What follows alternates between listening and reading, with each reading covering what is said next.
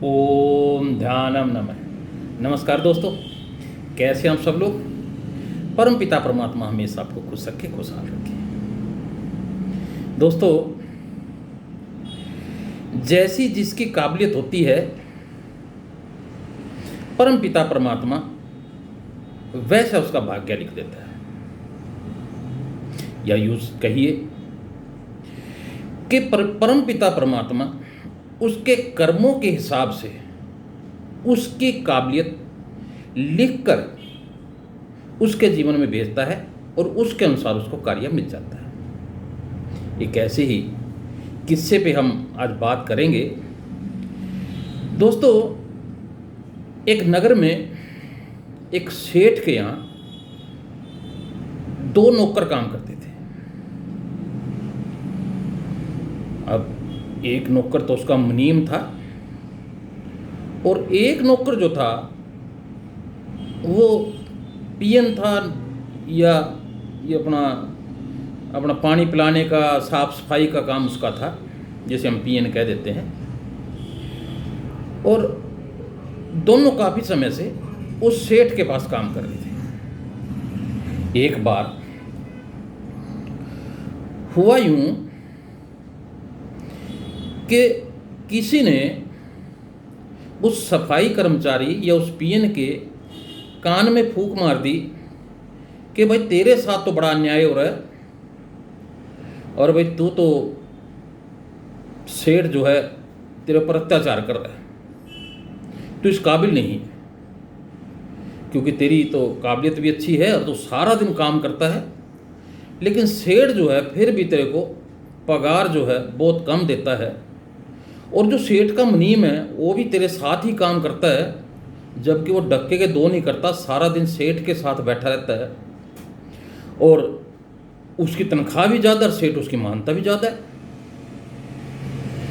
अब उस सफाई कर्मचारी को बड़ा दुख होता है इस बात को लेके कि हाँ, बात तो सही है यार, मैं सुबह इससे 2 घंटे पहले आता हूँ, बाद में जाता हूँ 1 घंटे बाद में हूँ, और सारा दिन मुझे सेठ जो है काम पे लगा के रखता है, बैठने नहीं देता, मेरी हालत ख़राब कर दी है सेठ ने, और मुझे पैसे भी कुछ नहीं देता। तो बड़ी घर कर जाती है उसके दिमाग में बात, और कई दिन तक वो उदास बैठा रहता है इस बात को लेके। मन ही मन उसके मन में चलता रहता है कि मेरे साथ गलत हो रहा है। एक दिन सेठ पूछता उसे कि भाई, जो भी उसका नाम था, कि भाई तू आजकल बड़ा उदास रहता है, तेरा काम में मन नहीं है, तू काम भी ढंग से नहीं कर रहा, क्या बात है, बात बता मुझे। तो पहले तो टालम टोल करता है नौकर जो था, सफाई कर्मचारी। वो कहने नहीं, को बात तो है तेरे में, पहले में आज में तो बड़ा अंतर है, पहले तो बड़ा खुश रहता था, बातें भी करता था, सारा दिन भाग के काम करता था, लेकिन आजकल तेरा मुंह लटका रहता है। तो फिर नौकर जो है सेठ के सामने अपनी व्यथा सारी सुनाता है।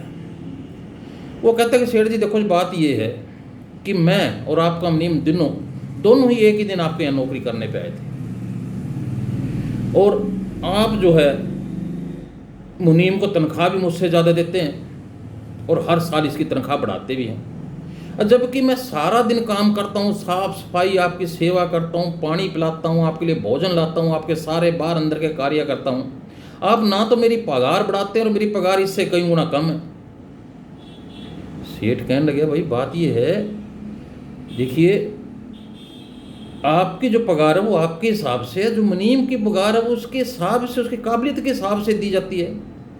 और नौकर कहता नहीं जी, ये तो काबिलियत कुछ नहीं जी, मैं सारा दिन काम करता हूँ, मैं मुनीम का भी काम करता हूँ, इसमें क्या काबिलियत, तो बैठा रहता सारा दिन, उसमें क्या काबिलियत है, काबिलियत तो मेरी है कि मैं सारा दिन आपके बैंक के भी काम करता हूँ, आपके घर के भी काम करता हूँ, आपके भी काम करता हूँ, सारी दुकान में सफाई रखता हूँ जी, काबिलियत तो मेरी है ये मुनीम तो कुछ भी नहीं करता। सेठ को बड़ी चिंता होती है, भाई बात यह है, इसको कैसे समझाऊं कि भी मुनीम की काबिलियत मुनीम की है, तेरी काबिलियत तेरी है। तो सेठ कहता है 2-4 दिन रुक, कोई बात नहीं, मैं तेरी तनख्वाह भी बढ़ा दूंगा और तेरे को बताऊंगा भी क्या होता है, काबिलियत क्या होती है, वो भी तेरे को सिखाऊंगा। यूँ कहा ठीक है जी, पता सिखा देना, अरे मेरी तो राम राम जी, मैं तो आपके यहाँ काम नहीं करूँगा। सेठ को बड़ी चिंता हो जाती है कि भैया कहीं छोड़ ना दे, नौकर मिलते भी नहीं। तो 3-4 दिन बाद अब तीनों बैठे हुए, मुनीम तो सेठ जी के साथ बैठा था, वो सामने बैठा हुआ था कुर्सी लेके, तो उसने आवाज़ मारी नौकर को कि भाई इधर आ। तो वो आया, उसके बाद निको बोलो सेठ जी। निकर भी देख गली में सड़क के ऊपर क्या बिक रहा है। वो देख के आता है, निको जी गुड़ बिक रहा है, गड्ढे पे एक आदमी जो है गुड़ बेच रहा है। निको अच्छा, निको पूछ के आने, उसको गुड़ क्या रेट है। तो जाता है, जो पूछ के आता है, जी 40 रुपये का जी 5 दड़ी है, एक दड़ी में 5 किलो होते हैं। तो कहने के अच्छा 40 रुपये दड़ी देगा। तो मैं अच्छा ये पूछा, अगर मुझसे पूरा कट्टा ले लें तो कुछ कम करेगा वो दोबारा फिर पूछ के आता है, नहीं कहा जी कट्टा अगर हम ले तो कुछ कम ले। सेठ को आके बताता है कि नहीं जी, वो कह रहे हैं जी एक ही रेट, आप 1 किलो लो या पूरा कट्टा लो, रेट एक ही है और मैं एक ही रेट दूंगा। तो नहीं कहा ठीक है जी कोई बात नहीं।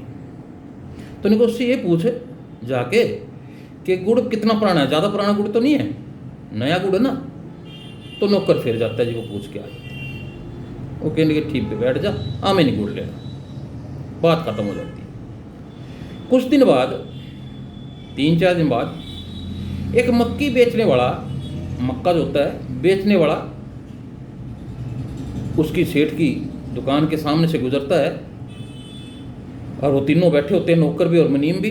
वो मुनीम को बुलाता नहीं कि मुनीम देखिए यार गली में क्या बिक रहा है।